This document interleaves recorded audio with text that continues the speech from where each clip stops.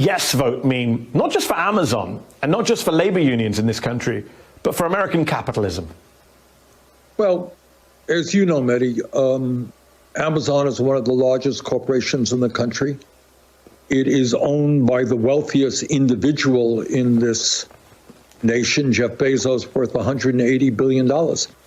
And when I was down in Birmingham talking to the workers, what you heard is tales of incredibly bad working conditions, people who are disrespected, people whose concerns are not being heard, and they want a union to represent them. So obviously, if they win that union organizing drive, and I hope that they do, it will not. You clowns are absolutely hilarious. You would tell Hassan to let an old woman die so he can get a vaccine when he's a healthy 30-year-old man. What the fuck is wrong with your children? I guess he's a daycare provider. Your chat is pathetic. The centrist normie. Dude, I think you have like a serious brain issue if you were taking it that seriously. Like 6 months and I just got my first vaccine. You have like a serious problem if you legitimately think that that's like. You are not technically lying, but if you go to a vaccine center and cry without any reason, you might get one. Glad to be here for my 3rd month. Today I got my first paycheck. It has to be a fucking centrist, right? Like, thank you for everything. Dog, vaccines are getting thrown in the fucking trash and shit, okay? It's not like every vaccine is like going to someone who wants to get vaccinated. So there is like somewhat of a justification for people to be deceitful or deceiving and actually lie and get a vaccine. Like, ultimately, vaccinations are good. It's not a selfish thing to literally get a fucking vaccine. I just personally feel bad about it, so I'm not doing it, but...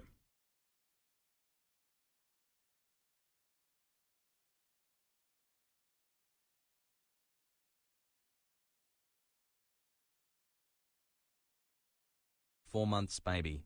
Anyway, let's keep going. Not only be important for Amazon workers in Birmingham, I think it will spread all over this country to other Amazon warehouses, and I think it will be a shot in the arm for union organizing all across this country. It is no great secret that wages for workers have been stagnant for decades now. Rich are getting richer. Many workers are working longer hours for low wages. We got to grow the union movement. And if we are successful in Birmingham, I think it will have an impact on union organizing around the country. Yes, I think that will be the case. Let's see what happens. You and Elizabeth Warren and other progressive lawmakers were the subject of trolling by an Amazon PR Twitter account last week. Apparently, it's been reported that Jeff Bezos himself was upset that company officials weren't defending Amazon enough from your criticisms. He's also refused your invitation to testify in front of the Senate. I wonder, how much do you think representative democracy in this country is threatened by the power of a single citizen who is worth $180 billion? I think it's a serious problem. When we talk about income and wealth inequality, it's not just that two people, Bezos being one of them, own more wealth than the bottom 40% of the American people. That is wrong unto itself. But I think we forget the kind of power that these individuals have. Bezos. At Hasanabi, thanks for making great content. Death to chuds. Again, I refuse to believe that this is like a legitimate fucking juicer, and believe that this is just someone like portraying themselves as a juicer, or they're straight up 12 and probably should get a fucking site-wide ban. Motherfucker waited 10 minutes, the allotted 10 minutes, because I have a follower mode, like 10 minutes timing. Waited 10 minutes just so he could say "you're so soft," which is not the proper way to spell that. Okay. Go die, excuse me, funny as fuck, and you are just soft. Go die, excuse me, funny as fuck, and you are just softy. Hi, Hazan. Like, I guess maybe they're like, maybe they're like really young. I guess I don't know, dude. You're gonna grow up one day. It's gonna be fine. If this is like a serious position that you hold, you know, we'll keep you in the chat. Maybe you'll learn a thing or two about, you know, the importance of fucking unionization or something. Okay. Bezos owns the Washington Post. You have large corporations who have thousands of lobbyists all over Washington, D.C., former leaders of the Democratic and Republican Party. They make incredible campaign contributions. So when we talk about the need to create a vibrant democracy, it means taking on income and wealth inequality, bringing power back to ordinary people through campaign finance reform, through ending gerrymandering, to ending the suppression of voters. Dude, ban that fuck? But it is a big issue. It is a very big issue in terms of the power of the few. Yes. And yet, President Joe Biden, while he's admirably proposing an increase in corporate and income tax rates, is refusing to consider a wealth tax on billionaires like Bezos. Why do you think that is? And have you spoken to him about it? Good question, Matthew. Well, I've spoken to the White House, and they are more than familiar with my views on the need to address income and wealth inequality. And I think one of the ways that you do that is, simply speaking, a wealth tax. When you have somebody like Bezos worth $180 billion, when you have the Walton family worth even more than that, one way you raise income for the government and you deal with this terrible inequality is through a wealth tax. Now, by the way, my Republican colleagues want to make a bad situation worse. Unbelievably, they want to repeal the estate tax in. As I've said before, the abolishing the estate tax is fucking ridiculous. It's literally insane. Okay, it already targets like such a fucking small fraction of the American population. It blows my fucking mind that like dumbasses literally advocate for it on the ground. Like, oh yeah, brother, I don't want my fucking Toyota Corolla to not go to my child when I die. It's like, bitch, you're poor as fuck. Shut the fuck up, okay? You poor bitch.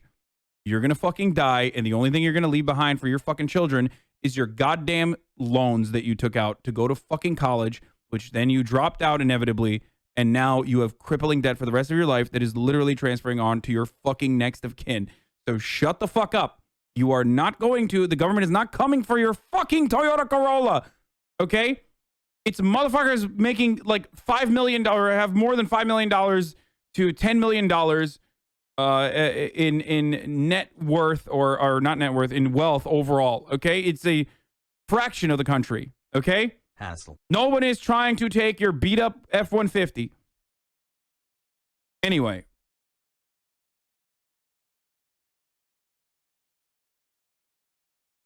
The exemption is now 11 million. Exactly. It's fucking ridiculous. All right. It's just another way that like wealthy people have been able to wealthy people have been able to literally fucking game the system and make it seem as though you're getting fucked over when you're certainly not. It's really annoying.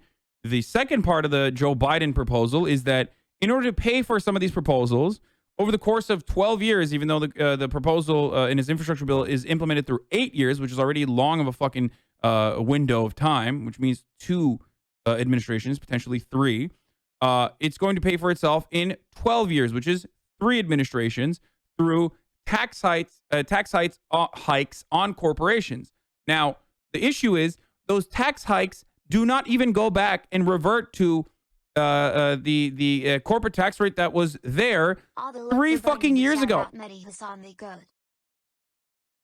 And I find it deeply frustrating that Republicans are like, oh no. I mean, and even Democrats are advocating, moderate Democrats are saying that the corporate tax hike is too much and it's bad for business.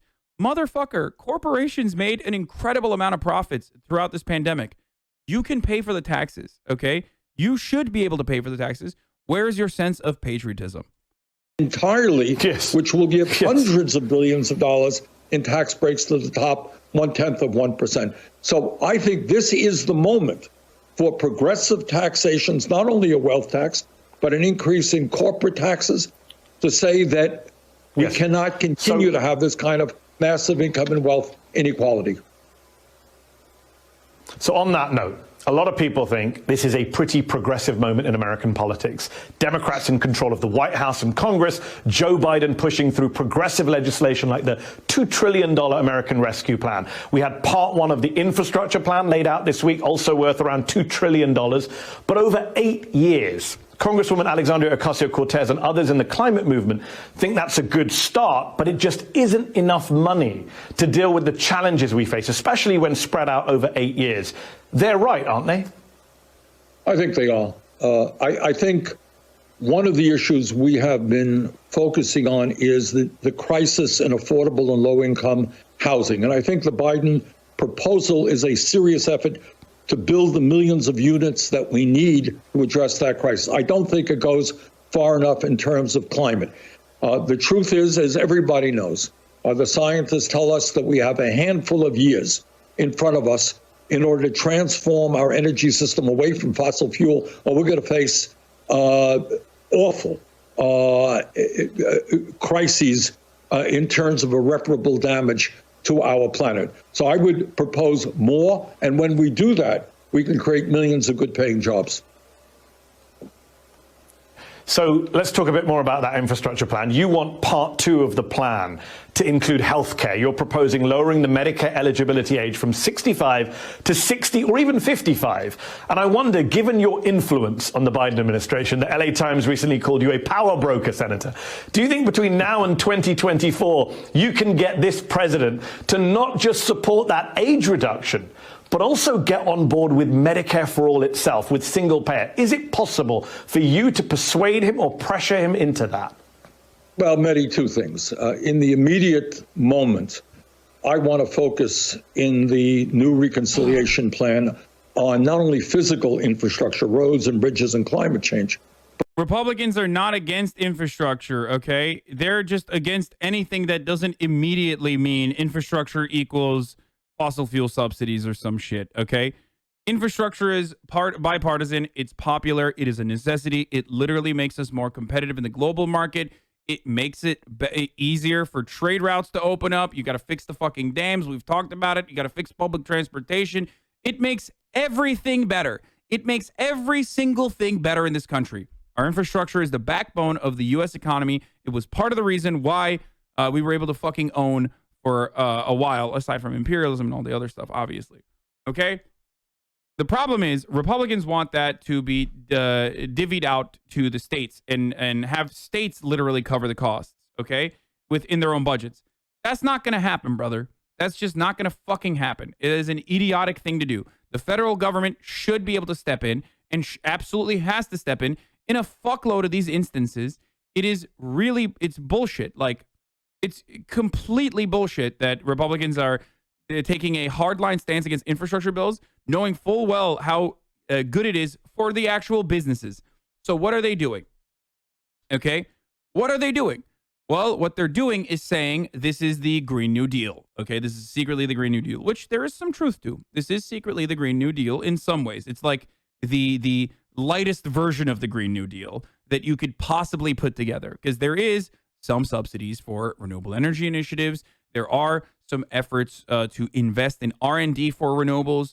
There is some infrastructure that is going to be green. This is good. This is overall a good thing. It's nowhere near enough. It's nowhere near. It doesn't even meet the fucking entry point, for the record, as far as like renewable energies. There's no high-speed rail in it. You know, it's fucking personally annoying for me, but whatever.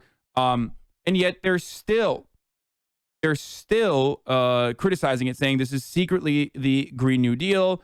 And then there are other initiatives that revolve around, or at least are written specifically to target environmental justice. Okay, because to mitigate the damage that Black and brown communities have faced as a consequence of environmental racism.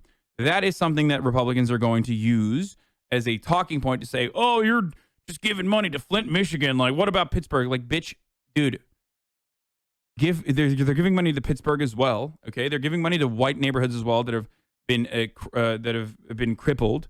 But it is something that they consider to be divisive and use as a talking point when the reality is they don't give a shit about Pittsburgh getting better pipes too. Motherfuckers are literally out here saying, water pipes, is that infrastructure? It is so ridiculous, dude. Of course water pipes are a part of infrastructure. If water pipes are not a part of infrastructure, then nothing is infrastructure.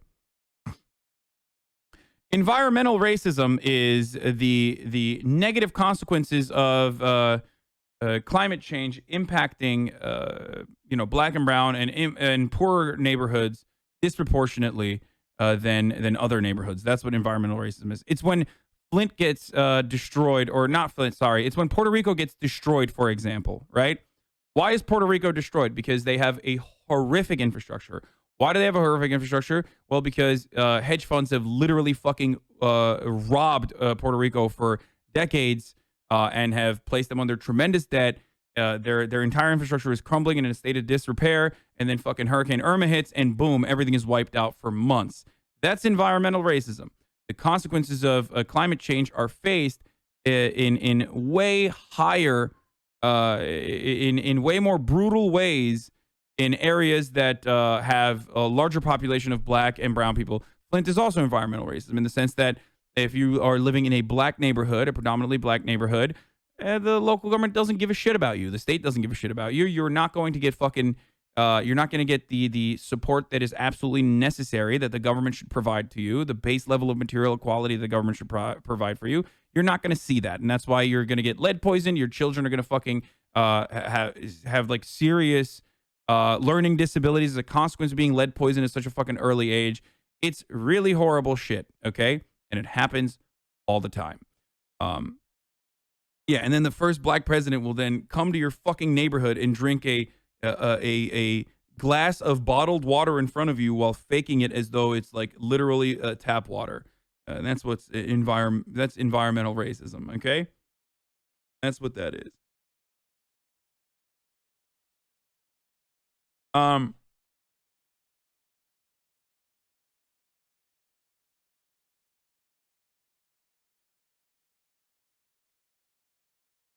Do you think lack of efforts to rebuild in Houston after the hurricane is an environmental racism? I mean, Katrina, New Orleans. If you look to black neighborhoods in New Orleans, you will see that there are still straight up buildings that have been destroyed during Katrina, motherfucker, that they never rebuilt. Katrina.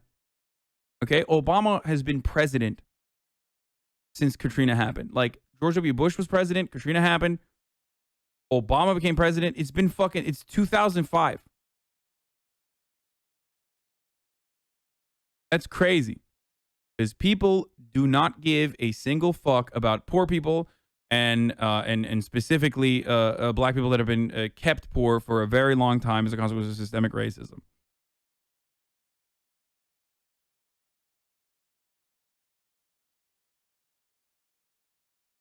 Okay. But on human infrastructure as well.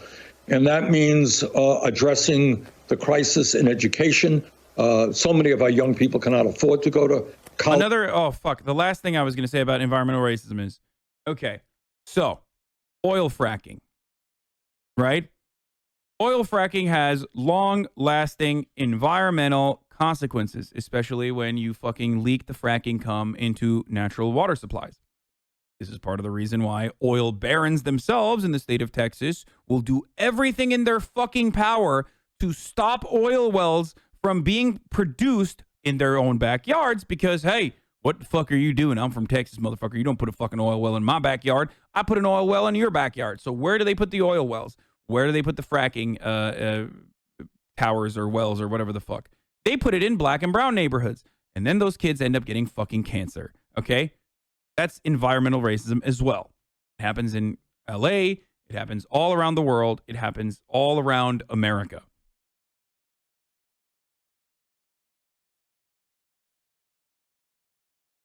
But the problem is, whenever people talk about racism or race, everyone immediately turns around and starts drawing battle lines. Like, well, what about white people? It's important to address the problems of all Americans, okay? I have never, ever made an argument to say, like, fuck white people, fuck poor white people, their problems don't fucking matter. That's why I even think communicating the needs of American working class, as American working class that is diverse, black, brown, yellow, white, whatever, okay? I think that communicating it in that regard is better overall. Green. Green as well. Okay? Fuchsia, turquoise, every color of the spectrum. Okay? communicating communicating the interests of all Americans is the best way to go about it. I think that a problem that Democrats engage in is just being like, we are only going to do this we are earmarking a specific amount of money just for black people. That shit triggers the fuck out of Republicans. It is a super easy way. It is a super duper easy way to just be like, yep, fuck them. They don't give a fuck about white people, and agitate the anxieties that working class whites feel, that instead of communicating to them that like, no, this shit helps you too, motherfucker. Like, it literally helps you. So focusing on these issues, admitting and understanding that there is a historic reason as to why black people and brown people and their communities are going to get more money earmarked for them, while simultaneously saying like, this is a problem that impacts poor neighborhoods all the fucking time, which is precisely why we care about all of the neighborhoods that are in a state of disrepair, not just black and brown ones. But here's why we're earmarking a certain amount specifically to hyper focus on these communities, is the best way to go about it, and not just literally being like, this is how we're defeating racism by giving black neighborhoods all of the infrastructure or whatever, which is what Joe Biden communicated. Like the way he talked about it was in an effort to straight up make this a program that liberals are going to be on board with. He just kept saying he just kept talking about the social justice component of this. Okay?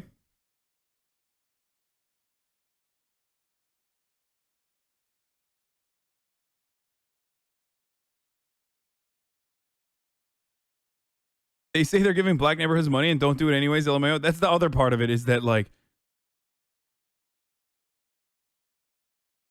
the best way to win back the white working class is to disregard their infrastructure needs? Yes, absolutely. Oh, Nate Cohn has written about how the Georgia election law restricting on voting are unlikely to discernibly affect turnout or the result. He wrote specifically both sides are being kind of crazy about this type piece in the New York Times. Finally, Nate Cohn is canceled in my eyes, by the way. I was expecting this. I was wondering when it was going to happen. College, higher education, so many of young people leaving school deeply in debt. Those are issues we've got to deal with. But in terms of the needs of seniors and older workers, what we have got to do immediately is expand Medicare to cover dental care, to cover hearing aids, to cover eyeglasses. These are healthcare issues that impact millions of older people who cannot afford these basic services. Now, to answer your question, I believe that the current healthcare system based on private insurance and employer-based healthcare is dysfunctional. Yeah. We spend twice as much per capita as any other country. 90 million are uninsured or underinsured. Do I believe we got to go to Medicare for all? Absolutely. That is not at this moment the president. Bro, how is he so fucking vibrant? He's literally like 700,000 years old, dude. Like, how? How is he so fucking like youthful? President's view. But we got a strong grassroots movement that is going to do everything that we can to make sure this president moves in the direction of understanding that healthcare is a human right, not simply an employer-based benefit. You mentioned the grassroots movement. A lot of frustrated progressives, especially online, and you know this, often ask, why can't you, Bernie Sanders, use the leverage that Joe Manchin often uses to get his own way on issues like the $15 minimum wage or expanding healthcare? Why can't you throw your weight around, they say, threaten to vote against things like Joe Manchin? That's a good question. Dude, Manny does really good. He does do really good fucking interviews. Look at the results. First of all, if you look at the results of what happened, look, I'm not the president, good shit. But I think what most people would tell you is what we did in the rescue plan was the most significant piece of legislation for working class people in the modern history of this country. And we're moving forward in a similar direction. We can't get everything we want. That's simply the reality. Any one person can say no. But right now, I think we are moving forward. We're going to push it as hard as we possibly can. and I'm proud of the direction in which we are moving. And just on Joe Manchin, you say you support getting rid of the filibuster, but Senator Joe Manchin has said he won't agree to that. He doesn't back a $15 minimum wage increase. He doesn't back the 28% corporate tax rate that's proposed. When you were running for president, you said you would go to West Virginia and rally working people there against Senator Manchin, look, pressure him to do the right thing. Hold on. Let me just ask the question. Let me just ask the question, Senator. Do you think President Biden should pressure Joe Manchin in the way you said you would, or will that just make him defect to the Republican Party, some people say? First of all, talk to Joe Manchin. Again, dude, what the fuck? Yo, I originally thought like Manny was being a little bit of a lib when he was, before he got the fucking MSNBC position. But goddamn, dude, he is like, he does a good fucking job. Like what he's doing. This is a great question to ask Bernie Sanders. It is a contentious conversation. And it's actually fucking good. Like, this is a solid ass question. Respect. Straight up.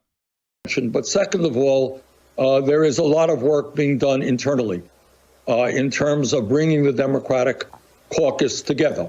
Once again, we passed the most significant piece of emergency legislation, which, among other things, will cut childhood poverty in half. I expect that the second reconciliation bill. Kamala went on West Virginia local TV. Yeah, she did a good job with that. And then they fucking literally, they straight up fucking dialed it back. After, I mean, they had way more that they could do. They had way more that they could do with the Senate parliamentarians' decision. And instead of actually fucking going along or instead of actually following through on the promises that they had made on the campaign to the American people, recognizing how popular it is, and consistently applying pressure to all of the naysayers within their own ranks, they chose to lay the blame. They chose to lay the blame on the Senate parliamentarian, and it's not fucking good. Will be very profound in creating millions of good-paying jobs. And by the way, I'm going to do everything that I can, along with others, in making sure that we do pass that $15 an hour minimum wage. Understood. As well but as you support internal pressure, but you support internal pressure on Joe Manchin, not publicly going to West Virginia and calling him out, as you said. Well, I think there are a variety. I have no problem with going to West Virginia, but I think we need a grassroots movement that makes it clear to Joe Manchin and everybody else in the United States Senate, including Republicans, that the progressive agenda is what the American people want. They want to raise that minimum wage to $15 an hour. They believe that health care is a human right, should be universal. They demand that the rich stop paying their... What? You're a weirdo for real? Your actions... Oh, okay, yeah. Okay. I was like, what the fuck? I thought this motherfucker was talking about politics. Fair share of taxes. These are not my... I was like... my ideas. This is what the American people want right now. And our job is to rally the American people in every state in this country to make sure that the government starts working for the working class of this country, not just the 1%. And on that passionate note, we'll have to leave it there. Senator Bernie Sanders, always a pleasure. Thanks so much for coming on the show. Thank you. That was pretty good. Can't the White House just replace the parliamentarian? Yes, they could have fucking fired the parliamentarian and then rehired one that would cooperate. They could have fucking overruled the parliamentarian or overruled the Senate parliamentarian's decision. Kamala Harris could have literally done that. It's just, as I said, it's just ridiculous shit. Like they totally use the Senate parliamentarian to say, oh God, it's not actually just Joe Manchin's fault. It's like, we just simply can't do this. It's fucking bullshit.